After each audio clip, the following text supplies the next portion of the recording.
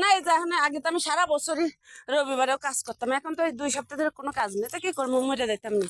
আমরা 4 বছর বসেছিলাম না, কোনো টিয়া ছিল না, সে সময় তো আল্লাহ বাঁচায় রাখছে। তো আল্লাহ বাসায় রাখছে না। ইনকাম আছে তো আল্লাহ যা করে ভালো জানি করতে পারে, হয়তো এর সাথে ভালো কালকে আবার আগের মতো কাজ হইতে পারে। আর সমস্যা ডলার আছে তো, বেশিরভাগ কন্ট্যাক্টের মেয়ে আনে এখন, আবার বেশি কন্ট্যাক্টের মেয়ে আনতেছে, এর লেগে সমস্যা। ও $150-200 বেতন দিয়ে 24 ঘন্টা কাজ করবে।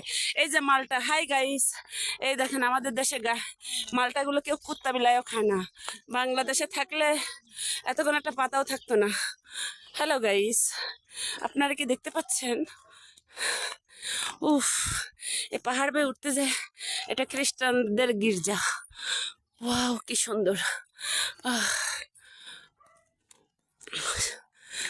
সামনের বছর যদি দেশে চলে যাই তাই দি এগুলো মিস করবো, একসময় ভিডিও করে ফেসবুকে তুলে দিব ইনশাল্লাহ।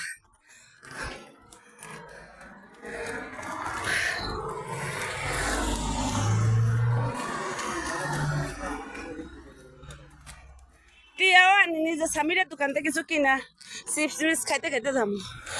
আমি কি জানি, এটা কি কানিসার ভিতরে ঢুকবে, খোলা আছে না বন্ধ? এটা হলো খ্রিস্টানদের গির্জা।